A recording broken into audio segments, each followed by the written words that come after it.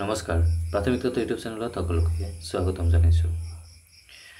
আমি আগৰ ভিডিঅ'তে এখন নোটিছ আলোচনা কৰিছিলোঁ যে ৰিভেৰিফিকেশ্যন আৰু ফাৰ্দাৰ ভেৰিফিকেশ্যন হ'ব যিসকল কেণ্ডিডেটৰ নাম আহিব madhyamik.assam.gov.in আৰু যাব লাগিব ভেৰিফিকেশ্যনৰ কাৰণে at the office of the Director of Secondary Education Assam, Kahilipara, Guwahati 19 for verification, further verification to examine issues that arose during the document verification process. So, যিসকল কেণ্ডিডেটৰ ভেৰিফিকেশ্যন কৰাব লাগিব তেওঁলোকৰ কেণ্ডিডেটসকলৰ নাম ইতিমধ্যে প্ৰকাশ পাইছে।